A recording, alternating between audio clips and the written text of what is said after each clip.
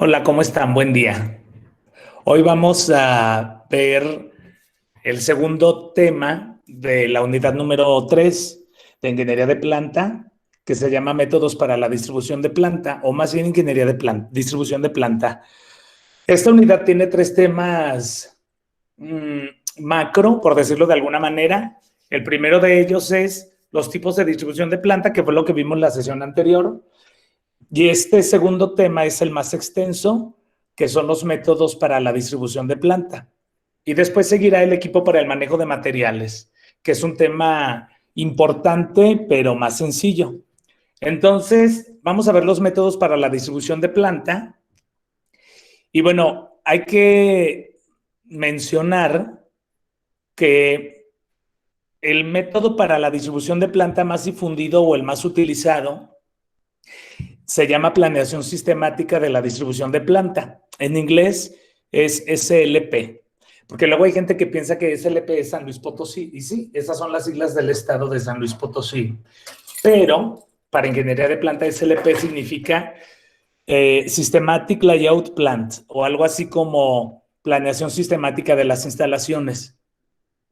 Este método es muy viejito. De hecho, muchas cosas de nuestra carrera son viejitas, pero siguen siendo vigentes. Este método nació en 1961 por Müller, así se apellida esta persona, y él desarrolló una metodología que ayudara al ingeniero industrial a distribuir una planta. Y esto, como ya les dije en otras clases, pues también aplica para otras instalaciones, inclusive para tu propia casa. ¿Cuáles son las consideraciones previas? Bueno, lo primero que tenemos que saber es que para distribuir una planta se deben de considerar, igual que en la localización, factores cualitativos y factores cuantitativos.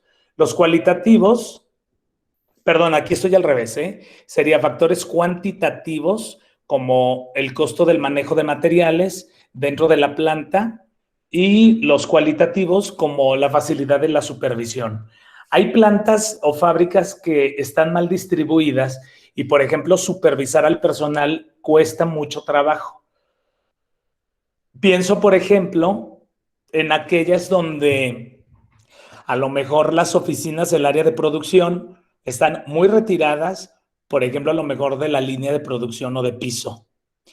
Por eso, si ustedes se fijan, es muy común que, hablando de universidades, las universidades por lo general tienen a sus estudiantes estudiando, valga la redundancia, en aulas muy cercanas a donde están las oficinas de la carrera.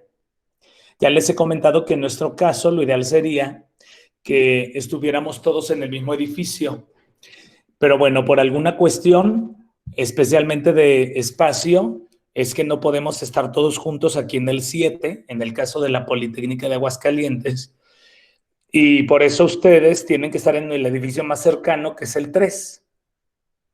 Pero, por ejemplo, hay otras carreras aquí en esta escuela, como negocios, que, por ejemplo, tiene sus oficinas donde están sus alumnos en el 3, o, por ejemplo, sistemas, o, por ejemplo, mecánica, que está en el 1, etcétera. Entonces, esa es la parte cualitativa. Aquí hay un error. Y cuantitativamente se refiere al costo de manejo de materiales o manejo de, o, perdón, o movimiento de las personas.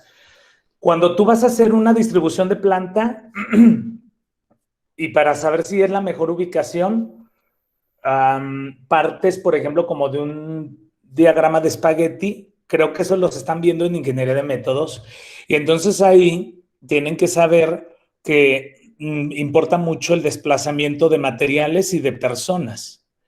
Porque, por ejemplo, imagínate, yo les ponía el ejemplo de Nissan, porque es la planta, por decirlo, más grande que hay aquí en el estado de Aguascalientes. También es la planta como prototipo, o sea, se presta para muchos ejemplos. Por ejemplo, si tú te vas a mover de una línea o de una planta a otra dentro del mismo complejo, pues son distancias muy grandes. Y entonces, por ejemplo, pues recuerda que si una persona camina en una planta y no está haciendo nada, eso es un desperdicio de movimiento. Hablando, por ejemplo, de Lean Manufacturing. ¿Cuáles son las fases para la distribución de planta? Bueno, las fases para la planeación sistemática de las instalaciones son estas cuatro fases. La primera de ellas es la localización, que también puede ser una relocalización de planta, y esto fue la unidad número 2 de este curso, esto ya lo vimos. La segunda una vez que ya sabes en dónde vas a poner tu planta, la segunda fase es la distribución general, que se trata de definir relaciones entre las áreas o los departamentos de la empresa o los procesos de producción por los que va a pasar un producto. Esta es la unidad número 2.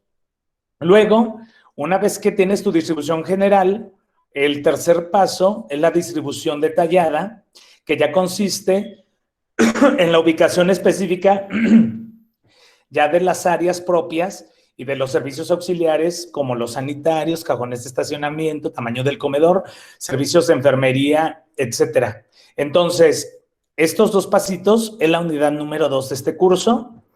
Y finalmente la instalación, que es cuando ya tienes el plan aprobado, que definiste en la fase anterior, en la fase 2, perdón, y la ejecución del mismo, o sea, ya los movimientos reales, ya cuando haces la mudanza o, por ejemplo, cuando estás instalando la línea de producción o haciendo las adecuaciones ahí en la instalación.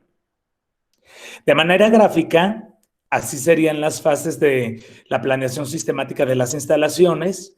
Entonces, algo que mencionan en los libros es que debes de ser consciente que las fases no son independientes, es decir, termina localización de planta y luego al término no empieza distribución general, sino que se traslapan. A la par que estás buscando tu localización óptima, tienes que ir haciendo tu distribución general y así sucede con cada una de ellas. Nótese que cuando tú ya tienes la localización definida, ya partes con la fase número 3, que es la distribución detallada. Pero a la par que estás identificando cuántos sanitarios, cuántos lugares en el comedor, cuántos lugares debe de haber, cuántos lugares de enfermería debe de haber en una planta.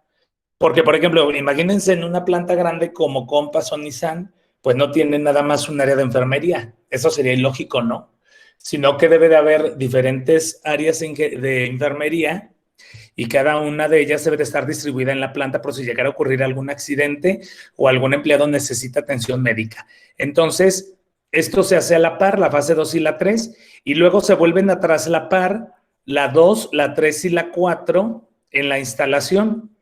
Porque, por ejemplo, cuando ya estás instalando, una cosa es ver la instalación en un plano, en un layout, pero ya otra muy diferente es cuando estás instalando. Porque, por ejemplo, si ya estás instalando y encuentras que hay una situación que no te permite hacer la instalación como está el plan hecho en la distribución general y en la detallada, tienes que hacer una adecuación, por eso te tienes que regresar. Por ejemplo, un ejemplo de esto podría ser... yo tengo un conocido, no digo su nombre porque este video lo voy a subir al YouTube, pero yo tengo un conocido que en el frente de su casa o afuera o en la banqueta, un poste de luz quedó exactamente en la entrada o en la cochera de su casa. Entonces, cuando diseñaron esa casa y cuando decidieron poner la cochera, una de dos, o calcularon mal o todavía no ponen el poste y luego quien puso el poste se le ocurrió ponerlo exactamente en medio. Entonces, por ejemplo, no puede meter ahí un carro y tiene que hacer una adecuación en su casa para para que la entrada sea funcional. A lo que voy con esto es que hay cosas muy parecidas en las plantas. A lo mejor tú decidiste que el área de torno tiene que estar en tal lugar, de acuerdo con el método que vamos a ver más adelante, pero resulta que ahí no es posible o no es factible, porque a lo mejor las condiciones ambientales no lo permiten, o el terreno, entre otras cosas, ¿no? Bueno, estas son las 4 fases para que las tengan en cuenta. Ahora, la distribución general, que es la fase número 2, consta de todos estos pasos, que son 9, y vamos a ver cada uno de ellos en la unidad. La primera fase, o la fase número 0, es definir tus entradas, Y una vez que tú defines tus entradas, también a la par tienes que hacer un análisis del flujo de materiales y de la relación entre actividades para definir un diagrama de relaciones, que sería el paso número 3. Y luego debes de determinar cuánto espacio debe de tener cada área de la empresa y cuál es el espacio disponible. Por ejemplo, en una casa habitación, en una casita como la que viven ustedes y vivo yo, no sé si les ha tocado que hay casas que tienen el baño, pero el baño está como medio extraño porque el lavamanos está fuera del baño. O sea, sí, creo que sí, ¿no? Digo, a lo mejor alguien de ustedes así es su casa. Entonces, por ejemplo, el lavabo o el lavamanos está fuera y luego hay una puerta y ya entras a donde está el excusado y donde está la regadera. Entonces, por ejemplo, eso obviamente da mal aspecto, pero es una cuestión de necesidad de espacio, porque a lo mejor tú necesitabas un área más grande para el baño, pero tu espacio disponible no hay. Entonces tienes que hacer una adecuación al plan original. O por ejemplo, no sé si les ha tocado ver, hay casas que tienen a lo mejor una cochera muy pequeña y luego compran un carro no así muy grande y entonces lo estacionas en la cochera y no cabe.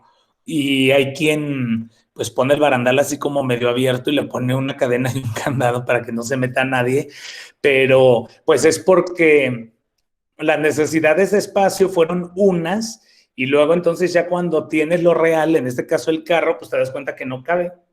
O por ejemplo hay casas donde a lo mejor la cocina es muy pequeñita y nada más cabe una persona y es como un churrito así largo. Y obviamente pues era el espacio que había. Por eso es importante, por eso estos dos están a la par, el 4 y el 5. Tus necesidades de espacio pueden ser unas, pero el espacio disponible es otro y ahí tienes que hacer una adecuación. Finalmente, una vez que tienes todos estos insumos, haces tu diagrama de relación de espacios. Este es el corazón del método, el número 6, y luego identificas tus condiciones modificadoras, que es lo que les mencionaba. Pues esto no cabe, tenemos que hacer esta adecuación en esta área, o la maquinaria originalmente tenía estas dimensiones y el proveedor o el corporativo nos mandó otro equipo y resulta que el equipo era más grande. Y el número 8 se refiere a las limitaciones prácticas, lo que yo les decía. Ya en la vida real tienes que ser muy objetivo y muy práctico. Y si de plano no da, pues tienes que hacer alguna adecuación. Por ejemplo, no sé si también les ha tocado ver, hay casas. Pongo ejemplos de casas porque es lo más familiar para la mayoría. Si alguien ya ha entrado a planta, pues ya puede tener otros ejemplos. Pero, por ejemplo, hay casas que están muy bonitas, son de 2 pisos y tienen una terraza en la planta alta, pero la terraza está muy cerca de los cables de alta tensión y luego ocurren los accidentes y las electrocuciones y todo eso. Entonces, ¿por qué? Porque esa es una limitación práctica. Entonces, quiere decir que ahí no convenía poner una terraza por cuestiones de seguridad. Y ahí están los cables, ¿no? De la alta tensión bien cerquita y salir hasta te da miedo y más con algo de metal o de cobre que vaya pues a hacer arco y luego ocasione una descarga eléctrica.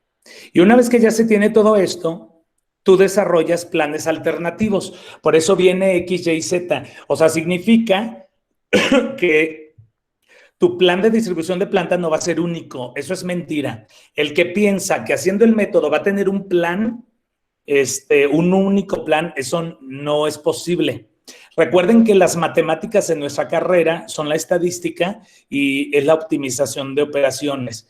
Y en la optimización de operaciones, en investigación de operaciones, ustedes tienen que estar aprendiendo que los métodos que se ven, la mayoría son heurísticos, o sea, significa que es como a prueba y error, y por lo tanto vas a tener un área de soluciones factibles. Entonces, por eso salen diferentes planes. Y obviamente se evalúan los planes alternativos y se elige un plan. Entonces, esta es la fase número 2 de la planeación sistemática de las instalaciones, que es la distribución general. Entonces, esto es lo que vamos a ver a lo largo de las próximas clases. Lo primero que tenemos que ver, vamos a ir paso por paso, en el paso número 0, así se le llama porque no estás haciendo nada, sino que estás recabando información, pero en realidad todavía no hace la distribución. Tenemos que considerar 5 elementos que son las entradas a tomar en cuenta. Por eso viene P, Q, R, S y T, que son siglas en inglés, aquí están en español. ¿Cuáles son los elementos de entrada que debes de tomar en cuenta para una distribución de planta? Bueno, la primera es el producto, es decir, lo que vas a fabricar o lo que vas a producir, por eso dice material o servicio. Entonces, esto es lo primero que debes de tomar en cuenta.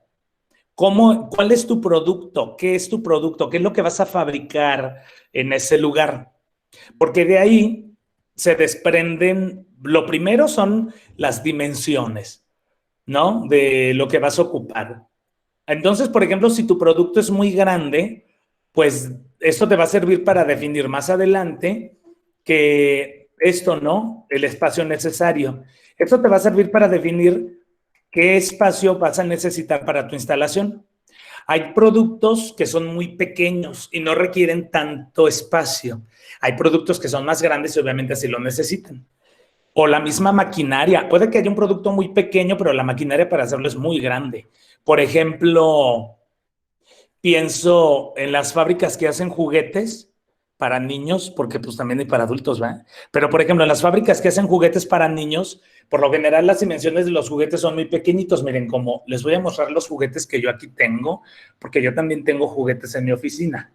Entonces, por ejemplo, si yo tuviera una fábrica donde hacemos a Yoda, aquí está con su espadita esta de láser, de las guerras de las galaxias. Por ejemplo, si yo voy a hacer este producto, alguien diría, pues el producto es muy pequeño. Quiere decir que la planta no es tan grande. Pero, por ejemplo, para hacer todos estos terminados y este muñequito, pues obviamente la maquinaria no es tan pequeña, sino que tiene dimensiones más grandes. O, por ejemplo, si yo fuera a hacer estas memorias USB, por ejemplo, pues yo fabrico una memoria USB que tiene 2 personajes de una película. Por ejemplo, yo aquí tengo a One-A, sí se llama One-A el verde, ¿no? El de un ojo. Su nombre en español no me acuerdo cuál es, Petrushko o no sé cómo. Y luego aquí está el azul. ¿Cómo se llama el azul? ¿Cómo se llama? Yo la verdad no sé. Juan, Pedro, Gonzalo. ¿Cómo se llama? Sullivan, profe. ¿Cómo? Sullivan. Y el verde, Creo que Wazowski. ándale ese. Y en inglés es one eye, ¿no? Bueno, por ejemplo, si yo fuera a hacer esta cosa, alguien diría, pues es bien chiquito el producto, por lo tanto la planta va a ser muy pequeña, pero pues no, porque obviamente yo necesito una inyectora de plástico, unos moldes y una inyectora, por muy pequeña que esté, pues por ejemplo, si tú lo ves como comparando una casa, no va a caber en una recámara. ¿Sí me explico? Por eso es importante tomar en cuenta cuál va a ser tu producto. Y luego, el segundo elemento a tomar en cuenta es la cantidad o el volumen. Por eso viene aquí la Q de quantity. Entonces, también es importante saber cuánto se va a hacer de cada producto, porque entonces con eso vas a identificar a lo mejor tu espacio de almacenamiento. Aunque sabemos que el almacén es un desperdicio de acuerdo con Lean Manufacturing, pero mientras lo envías, ¿dónde lo vas a tener? Entonces, por ejemplo, si tú estás haciendo, ahí sí es el tamaño de los productos, ¿no? O sea, por ejemplo, si el producto es muy pequeño, aunque sea granel, aunque sean grandes cantidades, perdón, pero como es a granel, tus almacenes pueden ser pequeños. Pero, por ejemplo, piensen en Nissan. Creo que todos hemos pasado, los que somos de aquí, de Aguascalientes, o que pasamos por aquí, yo creo que hemos pasado por la 45 Sur y nos hemos dado cuenta que hay como un estacionamiento muy grande, que algunas veces está vacío y alguien dice, qué raro, ¿por qué estará vacío? ¿No estarán trabajando? Y a veces está muy lleno y ves hacia todos los carritos nuevos de diferentes colores, ¿no? Y es porque ese es su almacén. Si yo fabrico carros, pues obviamente mi almacén tiene que estar grandísimo, como 30 veces mi casa o 100, ¿no? Entonces es importante tomar en cuenta esto. Ahora, el número 3 se refiere a la ruta o al proceso. Aquí está. se refiere a la ruta o al proceso, y eso se refiere a los pasos que se tienen que seguir para realizar el material, las operaciones, y por lo tanto, cómo va la secuencia. Aquí entra lo que yo les mencionaba en la clase anterior acerca de qué ruta sigue el producto para hacerse, porque de ahí vas a definir también el espacio. Si es un producto grande y que su proceso es secuencial y que ocupas una distribución por producto, pues entonces prácticamente vas a tener que tener una instalación más grande. Si por ejemplo tú hicieras queso, no sé si alguien sabe cómo se hace el queso, pero por ejemplo cuando tú haces queso, aunque son varios pasos y sí se ocupan algunos equipos no tan grandes, pero de tamaño importante, por ejemplo ahí la ruta es corta. O sea, por ejemplo, me refiero a que el producto no se mueve tanto. Entonces, eso, por ejemplo, también influye en las dimensiones. O, por ejemplo, en las panaderías. Si tú tienes una panadería, obviamente el horno es el equipo más grande en la planta o en la fábrica, por ejemplo, de pan, pero la ruta del producto no es tan grande, porque entonces tú preparas la masa, le das la forma, la metes al horno, sale del horno y la pasas ya a un recipiente. O sea, me refiero a que no es tanto el movimiento. Pero hay productos que por su naturaleza sí es muy grande el espacio que se necesita y la secuencia de operaciones, ¿no? Por eso la instalación va a ser más grande. Y luego viene el 4, que son los servicios de apoyo, que son estos. Son los servicios de apoyo, que eso está en los servicios de apoyo. Aquí está, SLS, los services. Entonces, por ejemplo, eso es bien necesario considerarlo porque es lo que tú necesitas que no se ve. Cuando tú vas a una planta, tú ves las máquinas y el producto, pero tú no ves la instalación hidráulica, porque a lo mejor hay máquinas que necesitan agua y agua a lo mejor hirviendo, y por ejemplo necesitas una caldera. Para la gente que no sabe qué es una caldera, pues una caldera es como una olla grande donde pones a servir agua. Y por ejemplo, a lo mejor no se ve la instalación de gas, la instalación eléctrica, los sanitarios, todo lo que ya les he dicho, las oficinas. 8:30. Eso también hay que tomarlo en cuenta. Esos son los servicios de apoyo. Y luego, el último elemento, que es la T, de time, bueno, ahí dice tiempo de sincronización. Aquí es cuando ingeniería de planta e ingeniería de métodos se juntan o se unen, porque entonces aquí tú debes de saber cuáles van a ser tus tiempos ciclo. Y de esta manera, ¿y por qué es importante conocer el tiempo? Porque entonces tú vas a poder determinar cuántas máquinas vas a necesitar, qué se va a necesitar para hacer un balanceo de línea, entre otras cosas. Y esto va a ser importante para las necesidades de apoyo, inclusive cuánto personal vas a necesitar. No, por eso es importante el tiempo, que es el número 5. Estas son las entradas, este es el número 0. El paso número 1, bueno, perdón, dentro del paso número 0, que son las entradas en el inciso A y el B, con eso lo primero que vas a tener que hacer es un análisis producto-variedad. ¿Qué es un análisis producto-variedad? Bueno, es hacer un Pareto, es hacer un Pareto, un 80-20, y también se le llama gráfico PC. ¿Por qué se le llama gráfico PC? Porque es un gráfico de producto respecto a la cantidad. Entonces, aquí cada una de las barras es la cantidad de cada producto, o sea, cada barra es un producto, y el alto de la barra es la cantidad del producto que se fabrica en la planta anualmente. Y con esto, tú vas a obtener un Pareto, que es como este que aquí yo tengo en el ejemplo. Entonces significa que va a haber productos que vas a fabricar más porque tu demanda es más grande y vas a tener productos que casi no se hacen, que esto pasa en todas las fábricas, ¿no? O que son de temporada y que son los menores. ¿Por qué tenemos que hacer un Pareto o un análisis de producto variedad? Porque vamos a tener que identificar dos grandes grupos que están aquí marcados con una M y con una F.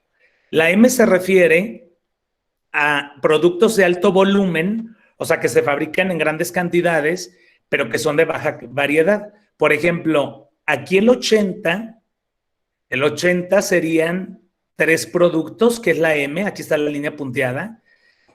Y entonces esa M, o esos poquitos productos, bueno, pues son este grupo que tiene estas características. La primera es que requieren un alto grado de mecanización, es decir, que la mayoría de estos productos se tienen que hacer de manera automática, casi no entra el ser humano, porque como tienes que fabricar tantos, entonces tienes que automatizar. Y luego, algo importante, obviamente un proceso entre más automatizado sea, requiere más espacio, porque vas a necesitar más máquinas. Y por ejemplo, un proceso entre menos mecanizado esté o que sea más artesanal requiere menos espacio, pero obviamente es más lento de producir, ¿no? Aquí está. Bien. Y luego también otra característica es que por lo general el equipo que tú utilizas para hacerlo, para hacer estos pocos productos que se fabrican mucho, son de propósito general, es decir, con una máquina tú puedes, con una máquina, por ejemplo, tú puedes hacer los procesos que usan estos 3 productos, ¿no? No necesitas una máquina para cada producto, a eso se refiere. Y lo número 3 es que hay una alta, que estos equipos por lo general, perdón, estos productos requieren una gran inversión para su manejo dentro de la planta.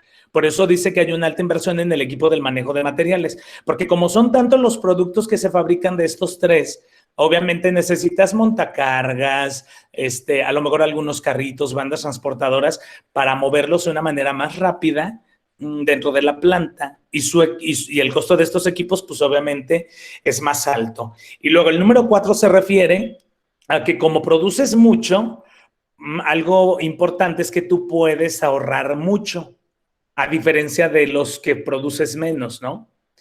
Y es lo que aquí sigue.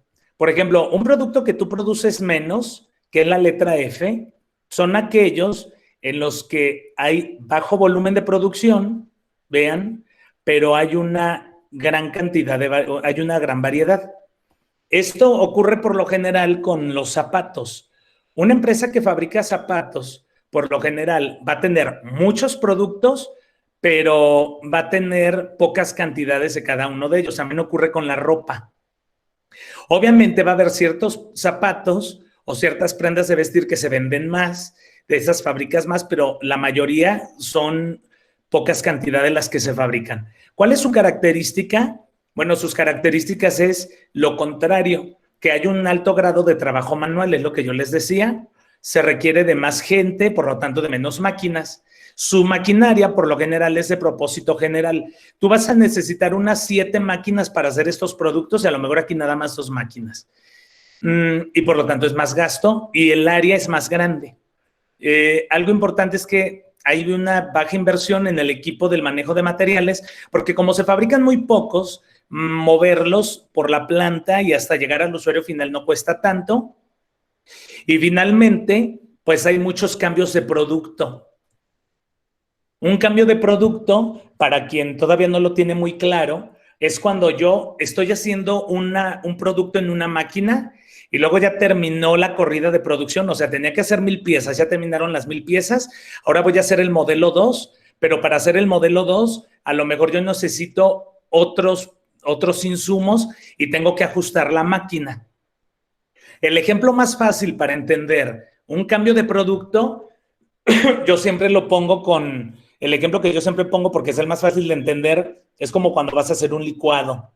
Por ejemplo, si tú vas a hacer un licuado de fresa, tú debes de tener tu licuadora limpia, obviamente, y luego debes de depositar ahí lo que necesitas, y luego mueles y ya tienes el licuado, lo vacías a un vaso, y luego vamos a pensar que ahora voy a hacer chile y tengo que molerlo en la licuadora. Bueno, yo tengo que lavar la licuadora, ¿sí o no? La tengo que lavar bien, secar o no sé qué. Y luego deposito las cosas que necesito para moler el chile. ¿Por qué yo no puedo poner las cosas que necesito para hacer el chile cuando acabé de hacer el licuado? Pues porque obviamente el producto se va a contaminar y te va a salir como una mezcla rara, ¿no? Eso es un cambio de producto. Ahora, imagínate a gran escala en una fábrica real donde fabricas un producto muy grande. Si, por ejemplo, tú tienes que hacer un cambio de producto, muchas veces tienes que lavar los equipos, tienes que ajustarlos para que te den las dimensiones que necesitas, y eso en ingeniería industrial es un desperdicio. Pero como es necesario, no lo puedes eliminar, tienes que reducir el menor número de cambios de producto. Cuando tú fabricas muy poquitos productos, muchos productos y muy poquita cantidad, los cambios de productos son muy grandes, o sea, hay muchos. Por lo tanto, eso te ocasiona, pues, que haya mucha pérdida de tiempo. Por eso dice que ese gran número de cambios, pues, obviamente te va a reducir los ahorros. Ahora, bien, ese es el 0. Ahora me voy con el número 1, que es el flujo de materiales. Una vez que tú ya definiste esta parte de tus entradas y qué tanto produces de todos los productos que tienes, haces tu Pareto, tú vas a obtener 4 clasificaciones. Entonces, vas a tener un grupo que le vamos a llamar el grupo A, que son esos productos que se hacen mucho, en mucha cantidad, pero son pocos. Y a ese grupo A le vamos a llamar, más bien, o lo vamos a analizar a través de una gráfica de operaciones de proceso. Ahorita vemos cada una de ellas. Y luego el B son esos productos que son menos, pero aún así tienen una cantidad importante de fabricación de cada uno de ellos. Los vamos a agrupar en el B y les vamos a llamar gráfica de operaciones multiproducto. Se van a analizar con una gráfica de operaciones multiproducto. Y luego el B, la clasificación B, son aquellos que para su análisis hay que hacer un agrupamiento y una selección. Son esos productos que están como en esta franja, donde yo tengo una cantidad, pues sí, no tan grande, tampoco tan pequeña, pero no se fabrican grandes cantidades, y con eso voy a hacer su análisis. Y finalmente, el D o el grupo D es aquel en el que es el F, ¿no? En el que tienes una gran cantidad de productos, pero que se fabrican en muy poquitas cantidades. Y eso yo lo voy a analizar a través de una gráfica desde hasta o de trayectoria. ¿Cuáles son estos gráficos? Bueno, muchos de ellos ustedes ya lo saben hacer. Entonces yo aquí les puse un ejemplo. Esto lo están aprendiendo a hacer en ingeniería de métodos. Entonces, la gráfica de operaciones de proceso, pues es aquella en la que tienes tu producto, lo descompones en componentes más grandes y luego pones cada una de las operaciones en secuencia que se van a ir realizando con los símbolos que ya conocemos, ¿no? El círculo, que es una operación, el círculo con un cuadrado, que es una operación, pero que al mismo tiempo se supervisa. ¿Y para qué sirve el diagrama de operaciones de proceso? Bueno, sirve para analizar el flujo de materiales de estos pocos productos, que son los que se fabrican en grandes cantidades. Y así se supone que debería de estar distribuida la planta, ¿no? Entonces, por ejemplo, aquí yo debería de tener esta línea de producción, aquí la segunda línea, aquí la tercera, y a lo mejor una línea de ensamble final, ¿no? Que sería esta. Y luego la gráfica de operaciones multiproducto, que es para analizar el segundo grupito, el B, que son productos que no se fabrican en tan grandes cantidades como el grupo M, pero que sí es una cantidad importante de productos. Entonces, esta es la gráfica de proceso multiproducto. Esta, no sé si se ve en ingeniería de métodos, creo que no, pero es muy fácil de elaborar. Yo voy a tener mi producto y luego voy a tener en la fila las operaciones, y lo único que yo voy a tener que hacer es que voy a tener que poner, por ejemplo, una operación en el producto y en la operación. O sea, por ejemplo, el producto A necesita de la operación 1, de la operación 4, de la operación 7 y de la operación 9. Quiere decir que requiere 4 operaciones. Y luego voy a poner en mi matriz el producto B, y ahora pues yo voy a definir y voy a decir, pues para hacer el producto B, yo necesito de la operación 2, perdón, y luego de ahí pasa la operación número 5, tengo que hacer la operación número 3, y luego la operación número 6, la 8 y la 10. Y así con cada uno de ellos. Obviamente, un producto que tiene menos operaciones, es un producto que requiere menos espacio. Pero un producto como el B y el C, donde si ustedes se fijan visualmente, tú te das cuenta que requiere un número más grande de operaciones, entonces aquí la necesidad de espacio es más grande. Aquí aparece un porcentaje de volumen del negocio en cada operación y aquí el volumen del negocio en porcentaje. O sea, ¿a qué se refiere esto? ¿A qué se refiere esto? Perdón. A que, por ejemplo, bueno, ¿a qué se refiere esto? A que, por ejemplo, estos son mis productos y este es el porcentaje de cantidad que yo hago. O sea, se refiere a esto. Por ejemplo, es como si yo tuviera, es de la A a la E, es como si este fuera el producto A, B, C, D y E. Y entonces quiere decir que el producto más grande, a lo mejor aquí sería la D, que tiene el 35% de producción anual dentro del negocio. Y entonces aquí yo voy a determinar qué operación respecto al producto es la que tiene el porcentaje más grande. Es decir, ¿qué operación es la que se ocupa más? ¿Cómo lo saco? Pues lo saco sumando el porcentaje de volumen del producto por operación. Si se fijan, yo aquí tengo 16, yo aquí tengo 14, yo aquí tengo 15 y por eso me da 45. Al final, yo haría mi análisis y me daría cuenta que la operación que más se usa por volumen de producción, no por cantidad de veces que se utiliza, por volumen de producción, es la operación número 9. Quiere decir que la operación número 9 sería como mi prioridad 1 para espacio en la planta, no sé si me explico. Y la que menos espacio, la que menos prioridad tendría sería la operación 8, porque prácticamente la ocupo nada más para el producto B. Quiere decir que en prioridad de espacio sería la última. Quiere decir que si me queda muy poquito espacio, la operación 8, aunque tuviera máquinas muy grandes, como nada más la ocupo para un producto, puede estar en un lugar donde yo pueda montar y desmontar el producto o la maquinaria. Este diagrama de multiproducto es para analizar el grupo B, que son estas operaciones, estos productos, perdón, que se fabrican en pocas cantidades. Y finalmente, bueno, y luego está el C, que es el agrupamiento o selección. Para el agrupamiento o selección no hay una gráfica como tal, porque lo único que tú tienes que hacer es este grupo. Aquí lo único que tú tienes que hacer es agrupar por familias de producto. O sea, por ejemplo, si yo estoy haciendo, por ejemplo, en Bimbo, en una empresa que hace pan, si yo estoy fabricando medias noches y yo estoy fabricando negritos, ustedes saben que las medias noches es un pan que no tiene chocolate y que está abierto por la mitad, ¿no? Para hacer un hot dog. Y, por ejemplo, los negritos es un pan que está cerrado y que adentro tiene chocolate y luego está cubierto por fuera. Pero si se fijan, el producto es el mismo.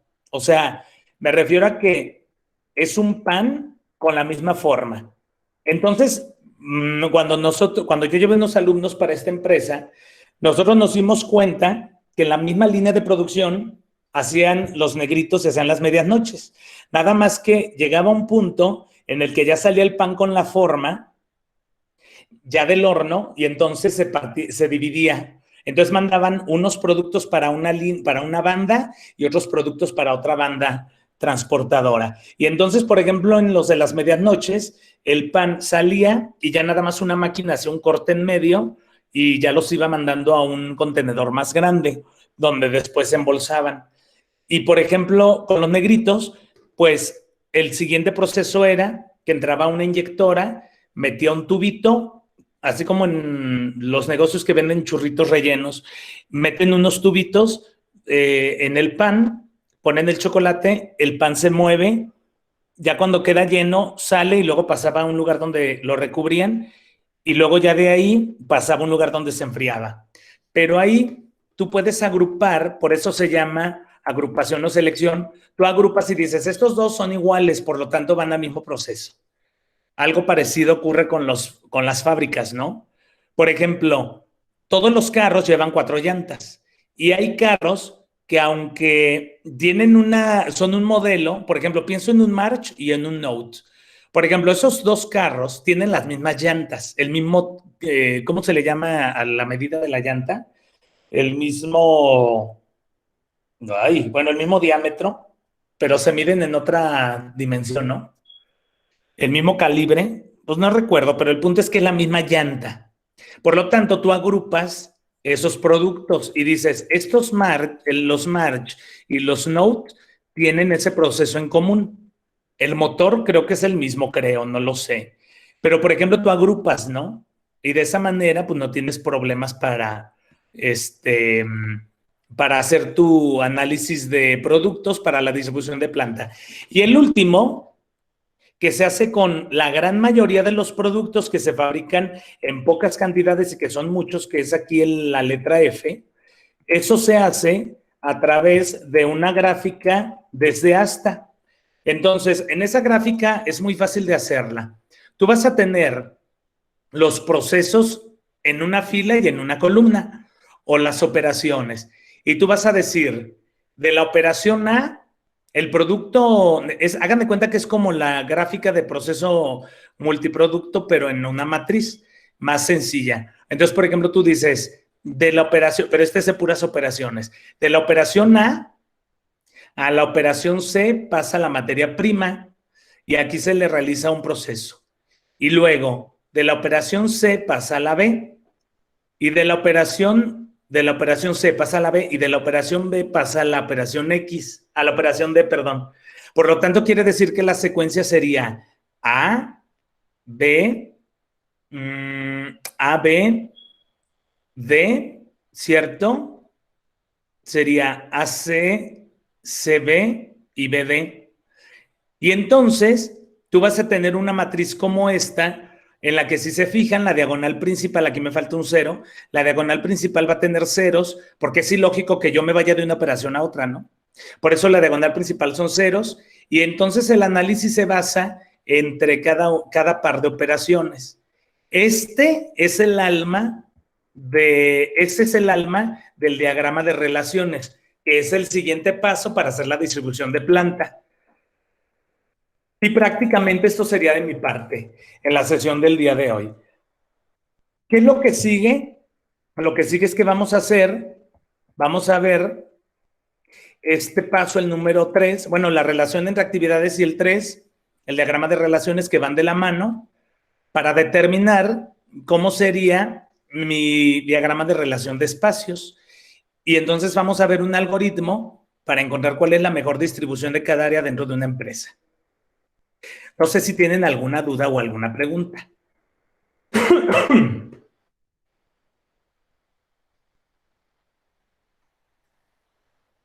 Sí, los escucho.